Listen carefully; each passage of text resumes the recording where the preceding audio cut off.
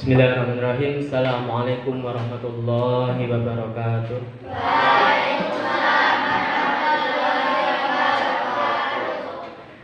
Innal hamdalillah nahmaduhu wa nasta'inuhu wa nastaghfiruh wa na'udzu billahi min shururi anfusina wa min sayyiati a'malina may yahdihillahu fala mudilla lahu wa may yudlil fala hadiyalah. Asyhadu an la ilaha illallah wahdahu la syarikalah wa asyhadu anna Muhammadan abduhu wa rasuluhu la nabiyya wa la rasula ba'dah. Qala Allah Ta'ala bil Qur'anil Karim, a'udzu billahi minasy syaithanir rajim. Bismillahirrahmanirrahim. Ya ayyuhalladzina amanu taqullaha haqqa tuqatih wa la tamutunna illa wa antum muslimun. Wa qala ya ayyuhan nasu taqu rabbakumul ladzi khalaqakum min nafsin wahidah wa khalaqa minha zawjaha wa bassa minhuma rijalan katsiran wa nisaa wa taqullaha alladzi tasaaluna bihi wal arham innallaha kana 'alaikum raqiba.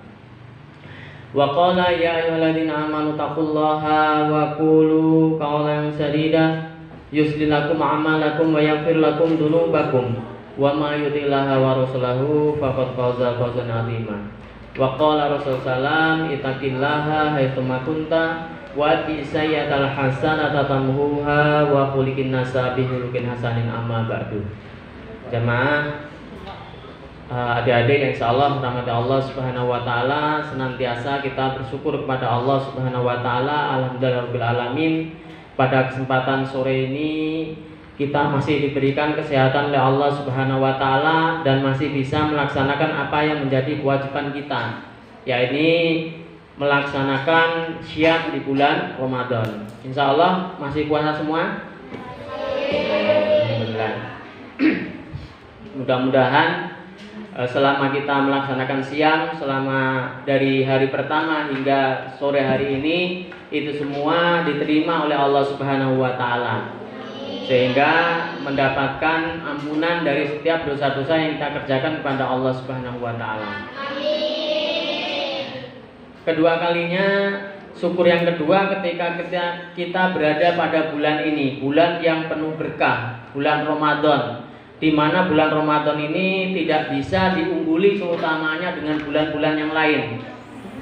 Karena apa? Tidak akan ada kebaikan yang terkumpul pada bulan Ramadan itu terkumpul pada bulan yang lain. Mungkin kalau disebutkan dalam Quran surat At-Taubah itu bahwa ada 4 bulan haram, ada 4 bulan mulia, di mana seorang kalau mengerjakan amal soleh pada 4 bulan haram itu amalnya akan dilipat gandakan oleh Allah, itu benar. Ya, ini terjadi pada bulan Rajab, bulan Sa'ban, bulan Zulqa'dah dan bulan Muharram. Jadi 4 bulan haram itu apabila kita mengerjakan amal soleh, maka amal-amal ibadah kita dilipat gandakan oleh Allah Subhanahu wa taala. Tapi pada 4 bulan haram ini tidak ada jaminan ampunan dosa, sebagaimana ketika kita berada di bulan Ramadan. Rasulullah bersabda, "Man shoma Ramadana imanan wa ihtisaban, ghufira lahu ma taqaddama min dzambi." Barang siapa yang berpuasa pada bulan Ramadan, maka dosa-dosanya yang lalu diampuni. Jadi kalau bulan Ramadan itu selain amal-amal ibadah kita ini dilipat gandakan, juga kita mendapatkan jaminan ampunan dari Allah Subhanahu wa taala kalau puasa kita diterima. Tidak terjadi pada bulan-bulan yang, dan itu terjadi hanya bulan Ramadan. Terjadinya cuma 1 bulan dalam 1 tahun, bulan Ramadan. Maka rugi kalau kita nggak bisa memanfaatkan momen yang sangat luar biasa ketika Allah memberikan jaminan ampun. Kita bisa bayangkan berapa banyak dosa yang telah kita kerjakan selama 1 tahun ini atau 2 tahun ke depan. Tapi itu semua bisa dihapuskan ketika kita melaksanakan puasa di bulan Ramadan, dan itu terjadi 1 tahun hanya 1 kali di bulan Ramadan. Maka benar, orang yang gak bisa menghargai bulan Ramadan, kata malaikat Jibril, orang yang celaka. Ketika malaikat Jibril berdoa, diaminkan oleh Rasulullah. Apa doanya? Rahima'ang, celaka. Siapa yang celaka? Mereka orang yang ketemu Ramadan selama 1 bulan, sampai Ramadan berlalu dosanya gak diampuni. Maka orang seperti itu celaka. Orang seperti itu celaka. Maka jangan sampai kita menjadi hamba Allah yang celaka. Kenapa? Bertemu dengan bulan Ramadan tidak mendapatkan ampunan, malah mendapatkan kecelakaan. Selalu salam senantiasa tercurahkan kepada uswah dan qudwah kita, suri teladan kita, Nabi Allah Muhammadin sallallahu alaihi wasallam, serta para keluarganya, sahabatnya, wa man tabi'ahum bi ihsani ila yaumiddin. Alhamdulillah pada kesempatan sore hari ini jatuh jadwal saya untuk memberikan kultum kuliah 7 menit lebih sedikit.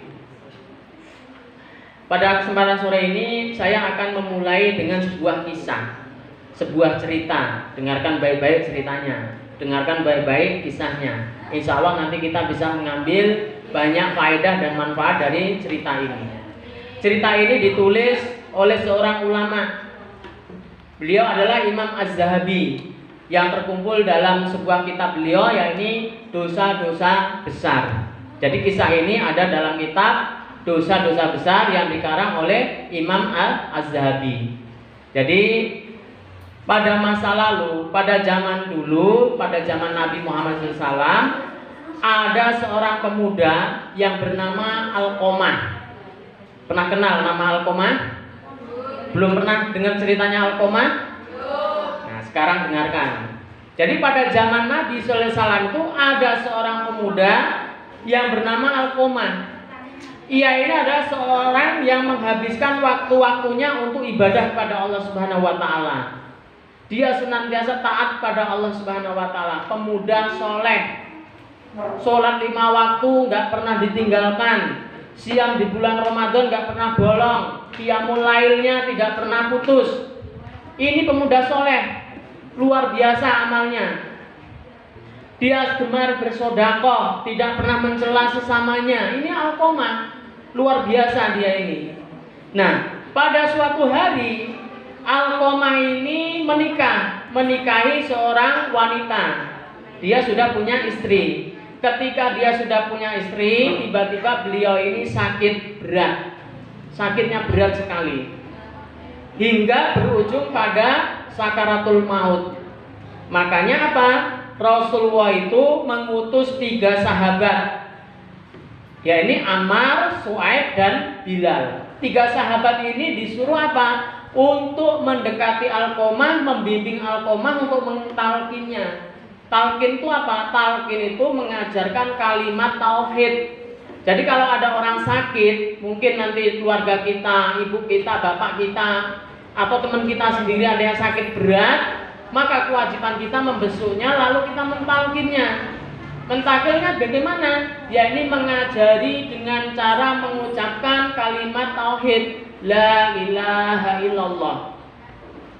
Nanti mungkin di antara kalian ada yang sakit berat sampai sakaratul maut, diajari supaya bisa mengucapkan la ilaha illallah. Kenapa? Karena Rasulullah bersabda, "Man akhirul kalam la ilaha illallah dakhulal jannah." Siapa saja yang akhir hidupnya itu la ilaha illallah akan masuk surga. Jadi nanti kali kita ini meninggal dunia, sebelum nyawa kita terlepas dari badan kita, lisan kita mau mengucapkan la ilaha illallah, surga jaminannya. Surga. Maka harus diusahakan la ilaha illallah itu nggak bisa hanya sekedar dihafal. Itu sebuah konsekuensi amal perbuatan kita. Nah, ketika Alqomah, seorang pemuda yang soleh, rajin sholat, rajin ngaji, rajin sedekah, puasanya nggak pernah ada yang bolong, dia mengalami sakaratul maut, ditalkin la ilaha illallah, tapi lisannya keluh. Lisannya susah mengucapkan la ilaha illallah. Sampai 3 sahabat ini sedih, nangis melihat kondisi saudaranya yang soleh ini susah mengucapkan la ilaha illallah. Sedih mereka. Akhirnya salah satu dari mereka diutus, udah salah satu dari kalian, dari kita pergi menghadap pada Rasulullah. Maka salah satu dari 3, Ammar, terus Bilal, serta Suhaib, itu salah satunya pergi mendatangi Rasulullah, melaporkan kepada Rasulullah, ya Rasulullah, sesungguhnya temanku, saudaraku Alqomah ini, beliau lisannya sangat keluh, lisannya kaku ketika mau mengucapkan kalimat la ilaha illallah ini ya Rasulullah. Bagaimana ini ya Rasulullah? Padahal yang namanya sakaratul maut itu sakitnya luar biasa. Sakit sakaratul maut itu sakitnya sangat luar biasa. Bahkan Rasulullah itu ketika mengalami sakaratul maut sampai berkeringat tubuh beliau. Sakaratul maut itu sakitnya luar biasa. Kita bisa bayangkan nyawa yang menemani kita selama berpuluh-puluh tahun itu dicabut oleh Allah Subhanahu wa taala. Nyawa itu yang menghuni tubuh kita dari ujung jempol kaki kita sampai ujung rambut kita itu dicabut oleh malaikat maut. Itu sakitnya luar biasa. Kita bisa bayangkan kalau ada orang yang dia ini melakukan kemaksiatan, misalnya mencuri, ditangkap Pak polisi, lalu dicabut kukunya, itu sakitnya seperti apa? Siapa yang sudah pernah tercabut kuku kakinya? Pernah? Kayak apa sakitnya? Itu bisa nggak tidur 2 hari itu. Kecepet pintu sampai kukunya tercabut. Itu sakit. Itu baru kuku jempol kaki 1. Siapa yang pernah di bulu kaki jempolnya itu tercabut bulunya sampai bengkak jempolnya? Ada nggak? Itu baru jempol kaki kita yang tercabut. Itu sakit. Nah ini nyawa loh. Nyawa kita yang menemani kita berpuluh-puluh tahun. Kita ke pasar nyawa ngikut, kita sekolah nyawanya ngikut, kita tidur dia ngikut, itu dicabut oleh malaikat maut. Sakitnya luar biasa itu. Sakitnya luar biasa. Nah ketika sakaratul maut ini, 3 sahabat ini melihatnya sangat kasihan. Sakit, tersengal-sengal napasnya, bicara nggak bisa, ditanya nggak bisa jawab karena menahan sakit. Kita ini kalau sakit ditanya kan nggak bisa jawab. Misalkan kalau ada di antara kalian sedang naik motor tiba-tiba ditabrak orang, dia jatuh, itu ditanya nggak bisa jawab itu, karena sedang sakit. Nah ini sama, alqomah itu sakit luar biasa sampai ditalkin nggak bisa mengucapkan kalimat la ilaha illallah. Maka salah satu dari 3 sahabat tadi datang menemui Rasulullah. Mereka mengadukan kepada Rasulullah, ya Rasulullah, sesungguhnya alqomah itu tidak mampu mengucapkan kalimat la ilaha illallah. Bagaimana ini ya Rasulullah? Maka Rasulullah itu bertanya kepada sahabat tadi, apakah alqomah ini masih memiliki bapak atau ibu? Apakah alqomah ini masih memiliki bapak atau ibu? Kata Rasulullah. Maka sahabat tadi menjawab, ya Rasulullah, sesungguhnya alqomah itu cuman masih ada orang tuanya 1. Siapa? Ibunya. Bapaknya sudah meninggal dunia Rasulullah, tinggal ibunya. Kalau begitu panggil ibunya kemari. Ibu alqomah dipanggil untuk mendatangi Rasulullah. Ketika ibunya alqomah datang menemui Rasulullah, maka sang ibu ditanya, wahai ummu alqomah, wahai ibunya alqomah, bukankah alqomah itu putra Anda? Benar ya Rasulullah. Apa yang Anda dapatkan dari alqomah putra Anda? Ya Rasulullah, sesungguhnya alqomah itu adalah seorang anak yang soleh, anak yang rajin sholat, rajin ngaji, rajin ibadah. Tapi semenjak dia ini menikah ya Rasulullah, alqomah lupa sama saya ya Rasulullah. Alqomah nggak pernah melihat saya ya Rasulullah. Pernah suatu ketika saya kelaparan, saya menulis surat pada alqomah Rasulullah, tapi alqomah tidak mau memberikan bantuan makanan kepada saya ya Rasulullah. Maka saya menjadi marah. Saya tidak ridho dengan alqomah ya Rasulullah. Maka dari itu Rasulullah ngerti, oh ini penyebabnya. Kenapa alqomah mengalami sakaratul maut, berat, tidak lekas dicabut nyawanya oleh Allah? Karena alqomah membuat orang tuanya tidak ridho.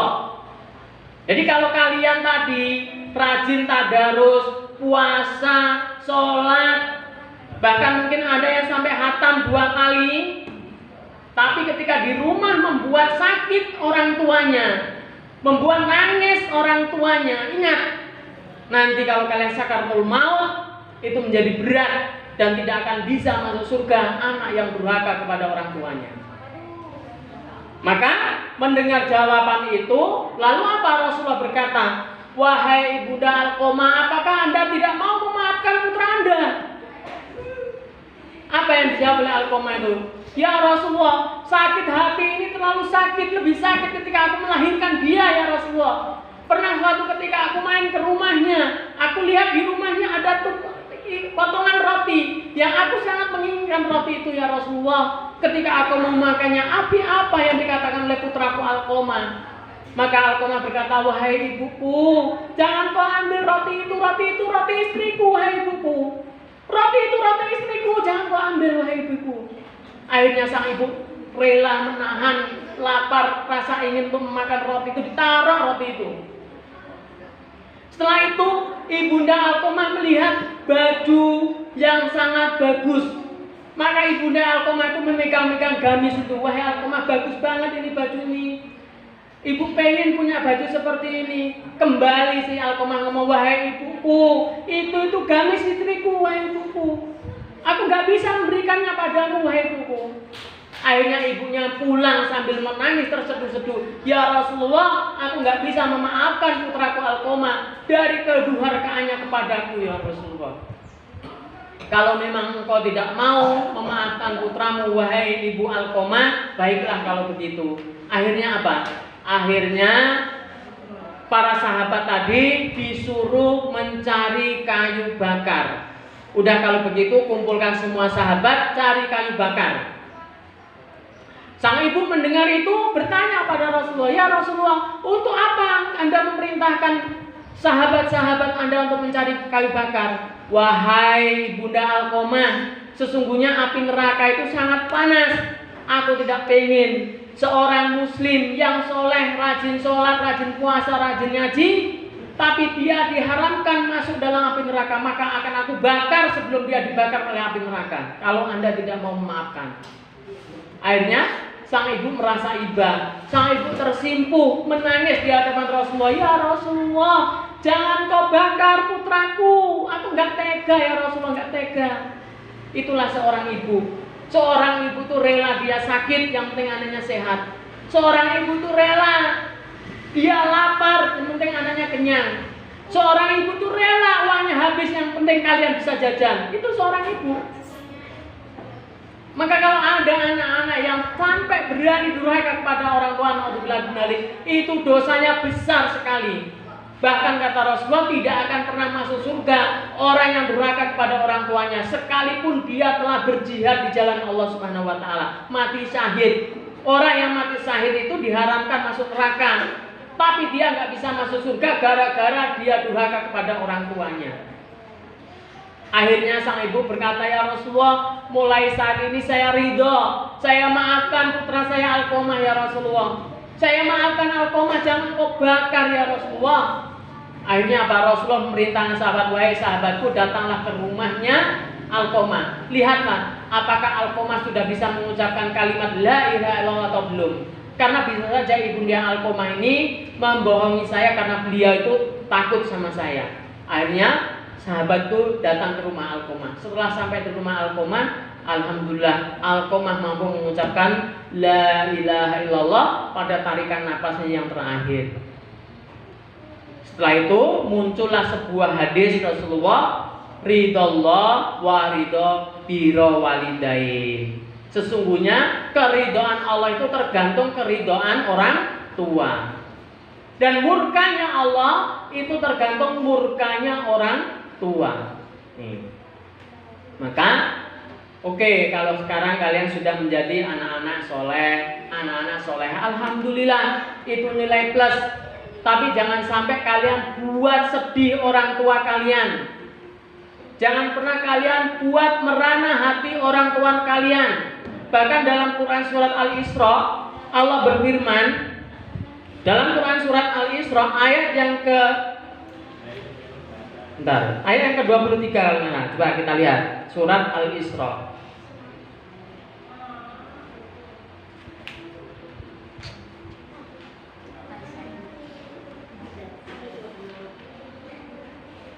Ya, Al-Isra ayat 23. Allah berfirman, a'udzubillahi minasyaitonirrajim. Bismillahirrahmanirrahim. Wa qadha rabbuka alla ta'budu illa iyyahu wa bil walidaini ihsana. Imma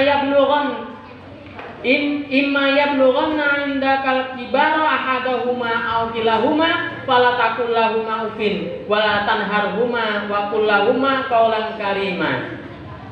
Yang artinya apa? Dan Rabbmu telah memerintahkan supaya kamu jangan menyembah selain Dia, dan hendaklah kamu berbuat baik kepada ibu bapakmu dengan sebaik-baiknya. Jika salah seorang di antara keduanya atau kedua-duanya sampai berumur lanjut dalam pemeliharaanmu, maka jangan sekali-kali kamu mengatakan kepada keduanya perkataan dan janganlah kamu membentak mereka dan ucapkanlah kepada mereka perkataan yang mulia. Ini larangan mendurhakai Allah, itu Allah sejajarkan dengan larangan mendurhakai orang tua. Wa qadara rabbuka alla ta'budu illa iyyahu wa bil walidaini ihsana. Dan Rabbmu telah memerintahkan supaya kamu jangan menyembah selain Allah. Kita ini tidak boleh nyembah selain Allah, nyembah patung, nyembah berhala, nyembah apapun nggak boleh, kecuali hanya menyembah Allah Subhanahu wa taala. Di samping itu Allah perintahkan, dan janganlah kalian durhaka kepada kedua orang tua kalian. Kalau kalian dapatkan orang tua kalian sampai usia lanjut, jangan sekali-kali kalian mengatakan coba ngomong saja nggak boleh. Siapa yang ketika diperintah orang tuanya pernah membentak dengan angkat tangannya. Jujur, ini bulan Ramadan. Ketika diperintah nyapu, Sekar, nyapu halaman. Ada enggak? Coba angkat tangannya kalau ada. Bulan Ramadan nggak boleh dusta. Ketika diperintah untuk ngaji, diperintah untuk sholat, males, mau main. Kalau sampai ada, nanti ketika pulang dari masjid ini, pegang tangan kedua orang tua kalian, minta maaf sebelum azab Allah turun. Kenapa? Karena Wahab bin Nabi mengatakan ada dosa yang balasannya disegerakan di dunia sebelum nanti dibalas di akhirat, kata Wahab bin Nabi. Apa itu? Yang pertama adalah zalim kepada saudaranya seiman. Suka mencela temannya, mengolok-olok temannya, menyakiti hati temannya. Ingat, itu adalah utang. Utang itu yang nanti akan dibayar di dunia dan akan diazab di akhirat. Maka nggak boleh kita mengolok-olok sesama muslim. Nggak boleh. Itu utang yang pasti akan dibayar sebelum kita mati dan akan dibayar setelah matinya. Yang kedua apa? Durhaka kepada kedua orang tua. Jadi kalau ada anak yang sampai berani sama orang tuanya, nggak taat sama orang tuanya, itu utang yang akan dibayarkan oleh anak-anak kalian nantinya. Karena ada sebuah kisah, Syafiq Al-Bunani, salah satu murid daripada Imam Hasan Al-Basri itu, pernah suatu ketika beliau pergi ke pasar. Tiba-tiba di tengah pasar itu ada seorang bapak yang dia ditampar pipinya oleh anaknya, prak gitu. Syafiq Al-Bunani melihat itu marah murka. Dipegang tangannya anak itu mau dipukul. Si bapak ngomongnya apa? Jangan wahai syekh, jangan wahai syekhku, jangan wahai guruku. Kenapa? Dia telah menampar pipimu. Iya, dia telah menampar pipiku. Sesungguhnya hari ini aku sedang membayar hutangku kepada orang tuaku dulu. Kenapa? Karena dulu aku pernah menampar pipi orang tuaku. Maka hari ini aku ditampar pipinya oleh anakku sendiri. Tuh. Ingat, kalau kita berani durhaka kepada orang tuanya itu utang. Nanti Allah akan kirimkan anak-anak yang berani sama kita. Kalau hari ini kalian sering bantah rewel kalau dibilangin orang tua, itu utang. Yang nanti kalau kalian sudah dewasa, kalian sudah menikah, punya anak, anak-anak kalian sama sebagaimana kalian hari ini. Itu utang yang akan dibayarkan. Karena apa? Dosa itu dijamak takdim oleh Allah. Dibayar cash di dunia sebelum nanti diazab lagi lebih parah di akhirat. Maka jangan berani sama orang tua. Jangan sekali-kali kalian melawan sama orang tua. Kalau kalian nggak pengen masuk dalam nerakanya Allah Subhanahu wa Ta'ala. Tuh, ingat, walaupun kalian puasa kalian nggak bisa memasukkan kalian dalam surga kalau kalian ini durhaka kepada orang tua kalian. Yang terakhir saya tutup dengan cerita lagi, dengan kisah lagi. Kisah ini pernah saya baca dalam sebuah majalah Islam Arisalah. Jadi suatu ketika Ada seorang anak yang tinggal bersama dengan ibunya. Anak ini luar biasa rewelnya. Apa-apa suka merintah orang tuanya, suka membentak-bentak orang tuanya. Mau apa saja pasti bentak sama orang tuanya. Suatu ketika anak ini main geluyur kalau bahasa Jawa. Ketika dia main, setelah sore hari dia pulang.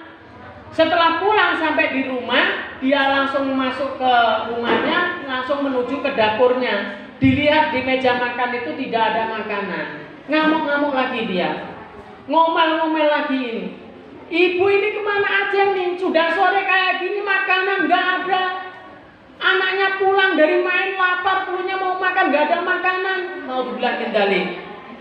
Lalu dia mukul-mukul mejanya, lalu dia duduk di teras depan sambil cemberut nunggu ibunya. Tidak lama kemudian terlihatlah ibunya pulang. Setelah ibunya nyampe rumah, lalu disambut dengan omelan dari sang anak. Ibu ini kemana aja? Sore gini baru pulang. Dia nggak nyadar padahal dia juga baru keluyuran. Maka sang ibu tetap lembut, tidak membentak anaknya. Inilah ibu yang sangat luar biasa. Dia sangat sayang sama anaknya. Setelah sampai rumah, sang ibunya berkata apa? Wahai anakku, ibu ini habis melayat. Tahu melayat nggak kalian? Ibu habis melayat. Kamu tahu nggak siapa yang meninggal? Tanya si ibu pada anaknya. Nggak tahu bu, siapa yang meninggal bu? Yang meninggal itu adalah bude yang sebelah sana itu loh. Kamu tahu nggak kenapa bude itu meninggal? Nggak tahu bu. Beliau itu meninggal ketika beliau melahirkan anaknya. Beliau meninggal itu ketika melahirkan anaknya. Saya ibu ngomong kayak gitu. Nah, ketahui ya, sesungguhnya ketika seorang wanita mengandung lalu melahirkan, itu sakit luar biasa itu. Bahkan sampai nyawa taruhannya itu. Sebagaimana bude di pojok sana itu meninggal dunia karena melahirkan anaknya. Dulu ketika ibu mengandung kamu, sampai melahirkan kamu, itu pun sakit nak, sakit itu. Tapi kamu tahu nggak, ada yang lebih menyakitkan daripada ketika aku melahirkan kamu dulu. Apa itu bu? Sesungguhnya yang paling menyakitkan ketika aku melahirkan kamu, itu kalah sakitnya ketika engkau membentak-bentak ibu terus. Kalian yang perempuan ini akan merasakan semua nantinya. Sakit melahirkan itu seperti apa? Itu sakitnya luar biasa. Itu semua sakit yang seperti itu, berdarah-darah itu wanita melahirkan itu. Keluar darah banyak itu. Bahkan kalau salah nyawa taruhannya itu sakit. Tapi karena sang ibu memiliki kasih sayang besar sama anaknya, ketika mendengar tangis dari anaknya, seolah-olah sakitnya itu langsung sembuh. Itu ibu. Lalu apa kira-kira balas budi kalian kepada orang tua kalian? Kalau kalian nggak pernah menyenangkan hatinya, kalau kalian lupa untuk mendoakannya, kalau kalian nggak pernah taat atas perintahnya, kalau kalian sering membentak-bentaknya, apa kalian pengen seperti kisahnya Alqamah tadi? Ketika sakaratul maut kalian susah. Apa kalian pengen kayak anak yang kerjaannya main sukanya bentak-bentak ibunya? Maka dari itu berbahagialah kalian ketika kalian masih punya kedua orang tua. Maka apa? Sekarang coba kalian renungkan. Kalian renungkan kembali. Hari ini kalian minta apa aja pasti dikasihkan sama ibu kalian. Minta HP dibelikan, minta baju baru mau lebaran dibelikan, minta sandal baru dibelikan. Tapi kalian nggak pernah sayang sama ibu kalian. Ketika ibu kalian mengeluh badannya capek, kalian disuruh mijitnya nggak pernah ikhlas. Mijitnya nggak pernah ikhlas. Ketika kalian diperintah sama ibu, kalian nggak langsung mentaati, kecuali kalian main-main terlebih dahulu. Nah, bagaimana seandainya Allah ini murka sama kalian karena kalian nggak pernah sayang sama ibu-ibu kalian. Akhirnya Allah lebih sayang sama ibu kalian. Terus Allah panggil ibu-ibu kalian. Kira-kira bagaimana? Apa yang akan kalian rasakan? Coba kalian bayangkan, seandainya kalian nanti pulang dari Masjid Al-Huda ini, pulang sampai di rumah, di depan rumah-rumah kalian itu, tiba-tiba sudah tercancap itu bendera warna kuning. Apa yang kalian bayangkan kira-kira? Silahkan kalian bayangkan seandainya kalian keluar dari masjid ini, pulang ke rumah kalian, tiba-tiba sudah berkumpul banyak orang tetangga-tetangga kalian di depan rumah kalian. Dan di depan itu sudah ada bendera kuning. Setelah itu kalian masuk ke dalam rumah kalian, ternyata disiapkan sebuah meja panjang, sudah ada tubuh yang ditutup oleh selembar kain. Setelah kalian buka, ternyata itu adalah ibu kalian atau bapak kalian. Bagaimana perasaan hati kalian, Pak? Bagaimana perasaan hati kalian kalau seandainya seperti itu? Apakah ketika ibu kalian masih ada, kalian masih terus akan membentaknya, kalian masih terus tidak mau mentaatinya? Kalau memang seperti itu, ya udah, tidak apa-apa. Mungkin Allah lebih sayang sama orang tua kita, hingga Allah akan panggil orang tua kita kalau kalian nggak pernah sayang. Ini renungan bagi kalian semua. Mumpung ini di bulan Ramadan, jangan cukup membanggakan puasa kalian. Ingat, puasa itu tujuannya adalah la'alakum takun, supaya kalian bertakwa. Nah, makna takwa yang paling sederhana, itu adalah mengerjakan perintah, menjauhi larangan. Berbakti pada orang tua itu perintah, durhaka pada orang tua itu larangan. Nah, kalau kalian puasa sudah penuh selama 1 bulan nanti, tapi akhlak kalian tidak terbentuk pada orang tua kalian, itu artinya kalian ini termasuk alumni Ramadan yang gagal. Kalian menjadi alumni Ramadan yang tidak berhasil. Kenapa? Karena tidak terbentuk sifat ketakwaan. Padahal Rasulullah bersabda, asyamu junnah. Puasa itu adalah perisai. Perisai dari apa? Dari api neraka. Salah satu yang bisa menghalangi kita dari sengatan api neraka ketika kita taat sama orang tua. Dan salah satu yang bisa menyebabkan kita masuk neraka itu ketika kita durhaka kepada orang tua. Nah, berarti kalau kita puasanya rajin, ngajinya rajin, sholat tarawih rajin, tapi orang tuanya senantiasa sedih karena ulah kita ini belum bisa taat kepada kedua orang tua. Nanti tanyakan sama ibu atau bapaknya sampai rumah. Ini saya kasih tugas, masing-masing tanya, Pak, Bu, kira-kira sampean berdua sudah ridho enggak sama saya? Siap enggak nanti tanya kayak gitu? Tanya sama bapak ibunya, Bapak, Ibu, apakah bapak sudah ridho, ibu sudah ridho dengan apa yang saya lakukan? Kalau belum, tanya, saya harus bagaimana lagi wahai bapakku, ibuku? Karena apa? Kalau sampai ridho orang tua tidak ada, ridho Allah juga tidak pernah ada. Ridho Allah nggak pernah ada. Dan ingat, kita ini nggak akan bisa membalas jasanya orang tua. Dari setiap tetes air susu yang kalian sedot dari ibu kalian, yang membentuk tulang kalian menjadi kuat, itu mahal harganya, harus dibalas dengan ketaatan. Dari setiap tetesan kucuran keringat bapak-bapak kalian ketika mencarikan nafkah kalian, itu harus dibalas dengan ketaatan kalian kepada orang tua kalian. Nah, sudah pas jam 4:30. Mungkin hanya ini yang dapat saya sampaikan. Belum 4:30 toh? Lah itu jam berapa? Berarti nggak 4:30. Ya udah, kalau gitu selesaikan aja. Karena nggak 4:30, kita tutup aja, kita cukupkan. Mudah-mudahan yang sedikit ini bermanfaat, khususnya untuk saya pribadi, kepada kalian pada umumnya. Dan saya tidak mau mendengar di antara kalian yang sudah rajin ngajinya, rajin puasanya, tapi tidak taat kepada kedua orang tuanya. Saya akhiri, subhanakallahumma wa bihamdika, asyhadu an la ilaha illa anta, astaghfiruka wa atubu ilaik. Assalamualaikum warahmatullahi wabarakatuh.